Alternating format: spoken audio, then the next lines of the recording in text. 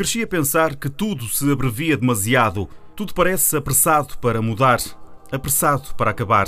E cedo desenvolvi a necessidade de travar o tempo, fazer com que se tivesse um pouco, guardasse melhor quando somos e vivemos, nos guardasse. Sei hoje que a escrita foi o modo mágico a que deitei mão por essa urgência de preservar o que parece tão feito de ser efêmero. Sei hoje que a escrita foi um modo de dizer ao tempo que a intensidade de um sentimento pode rebelar-se contra a sua contagem rigorosa, produzindo uma abstração, uma aberração talvez, mas permitindo que façamos a nossa própria realidade, composta por quanto nos define, por quanto somos e perdure enquanto perdurarmos.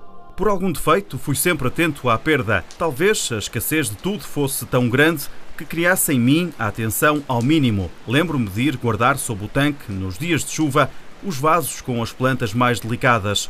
Achava eu que as plantas mais delicadas ficariam melhor abrigadas e talvez sobrevivessem ao inverno. Reparava depois em como morriam, ainda que eu usasse cartões e plásticos para tapar-lhes o vento, ainda que eu quase lhes falasse como um amigo, animando-as. Elas morriam na pior estação e eu perdia-as como se fossem tristes e um pouco insuportáveis todas as mortes das plantas. Lembro-me de ir pedir à minha mãe que trouxéssemos os catos do quintal para dentro, que fizéssemos com tijolos o galinheiro, que deixássemos entrar um gato que não era nosso, mas que miava de vez em quando às escadas da nossa cozinha. Eu costumava perguntar se não seria possível fazerem-se uns cobertores impermeáveis gigantes que pudéssemos atirar sobre as árvores para que não tivessem de ficar à mercê das tempestades. O meu pai cobria o carro, ficava embrulhado como um presente ou como alguém para dormir. Porque não haveriam uns cheiros maiores de ter também modo de dormir embrulhados, protegidos, à espera do sol. À espera. Tinha pena das coisas todas e como ficavam indefesas perante o que nem conseguiam explicar.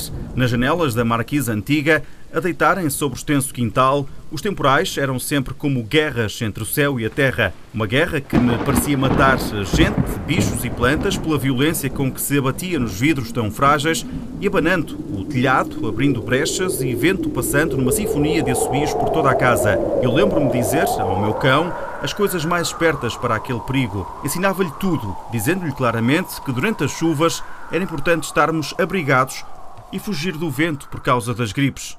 E o meu irmão tinha-me pego a varicela e estar doente era terrível. Parecia que passávamos perto da morte.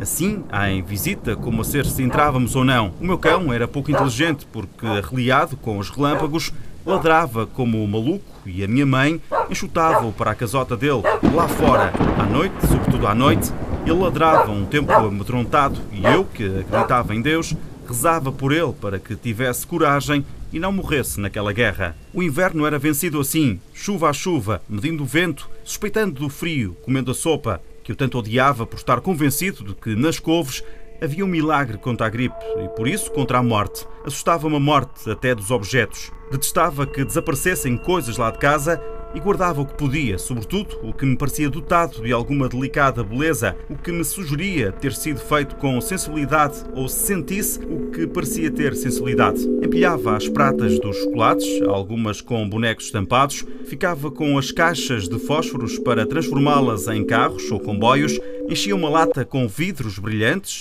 que sobravam de louças que se partiam. Guardei uns cristais de um candeeiro que se desmontou e não houve modo de voltar ao lugar. Claro que escondia os meus cadernos, as borrachas e os lápis gastos, a pistola de plástico que se abriu a meio, o viking sem cabeça, um braço de uma boneca de uma irmã minha que ficara esquecida na casa de alguém e eu achei que o braço lhe faria falta ainda que ela voltasse a casa passados muitos anos. Pensava na felicidade de se recomporem as coisas já para lá de todas as expectativas. Acho que ficava pacientemente a imaginar que um dia a alegria de haver alguém a tomar conta dessas pequenas coisas seria entendida e justificada. Era como tomar conta do futuro, uma vez que o presente se ia escangalhando um bocado. No fundo, tinha que ver com ser-se paciente, ir salvando o que se podia.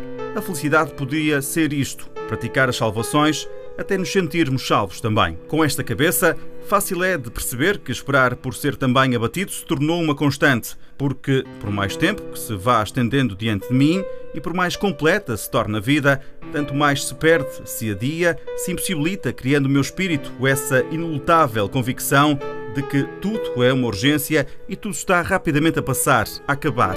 Há uma velhice em mim desde pequeno, deve ser algo explicado assim. é que há uma velhice em mim, desde pequeno, que é um reduto de vulnerabilidade que me põe a esperar a perder tudo, até me perder também. Gostava que todos os catos de todos os quintais no mundo estivessem dentro de uma casa no inverno, mesmo que sejam os catos tão agressivos se os quisermos tocar. Gostava ao menos que houvesse uma infinitude de tanques debaixo dos quais as pessoas corressem a abrigar bichos e plantas e mais os objetos sensíveis. Gostava, tão mais simples de conceber, que as pessoas criassem umas para as outras o verão possível durante o longo inverno que pode ser a vida, atrasando o tempo pela intensificação dos sentimentos, das emoções. Quando Paulo Pimenta me disse que num conjunto de fotografias suas viu os efeitos da leitura do meu romance mais recente, vi eu nessas fotografias a intensificação contra o tempo e vi o tanque, a casa, os cobertores gigantes das árvores, o exercício de uma salvação que também me salva a mim. Nem eu poderia estar à espera de que essas imagens se me tornassem tão importantes, tão prescritoras do que me trouxe a este momento da minha vida. Creio que falo também da diferença que existe entre os textos e as imagens. Aos textos podemos acrescentar todas as miopias, a pouca destreza ou a casmurrice e a vontade de não ver, mas às imagens, ou perante algumas imagens, não podemos escapar. São imediatas, atingem-nos logo. Fico grato pelo retorno, fico emocionado pelo retorno.